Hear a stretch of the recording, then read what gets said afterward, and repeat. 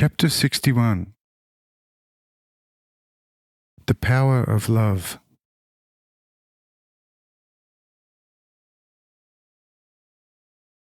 After these words, no Pharisee inquires further. Whereupon I rise, greet the centurion, who responds the salutation with much warmth and sincerity, accompanying me and Jara to a resting place in another chamber, in company of Ebal and his wives and other children. But I say to the centurion, if all of you want to stay with me during the night, you can stay. However, if you want to go to sleep, you can do so as well. Should you stay, no one will have missed any sleep in the morning. By the way, you as my friend has negotiated very well with the Pharisees. They are now very frightened and under pressure, and will count the sand grains in their watch and will await the coming day with great impatience. It was good nonetheless that my disciples, who are still battling with the Essenes and the group of Pharisees, and nearly have them completely on their side, did not enter the dining hall when the significant commotion took place. For this would have created an unnecessary sensation. Yet I wanted it like that, and therefore it could not have been otherwise. But what I am going to do with my dearest Jara? This little girl will never leave me.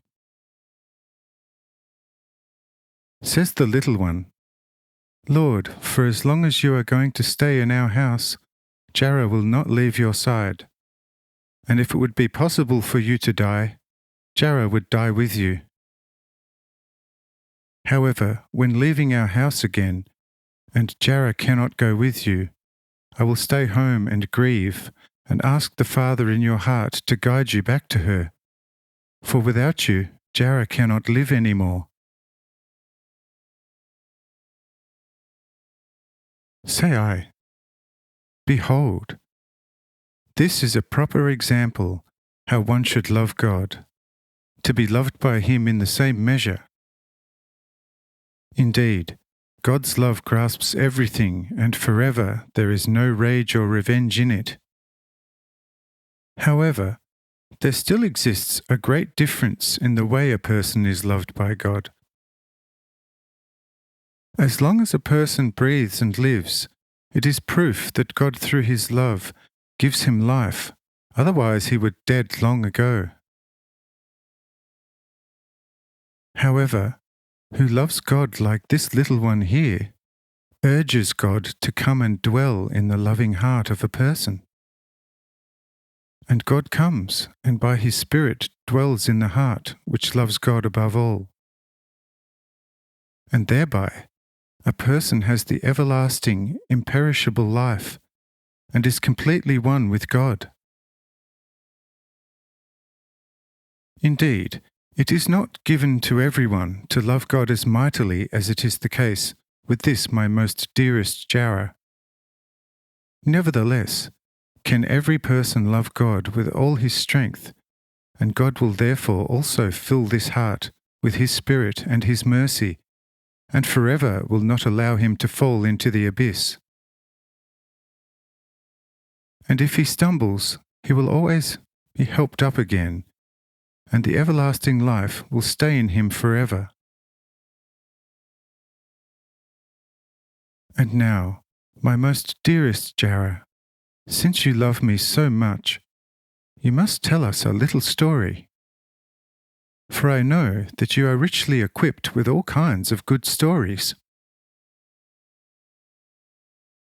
Says Jara, delightfully childishly smiling, O Lord, spare me this, for this would really sound quite silly alongside your endless most wise side. Say I, no, you my most dearest Jara, this may not disconcert you, since you can always and ever expect the greatest forbearance from me. since behold, I understand the weeping of little children, not to mention their speech. Sometimes you have rather strange dreams.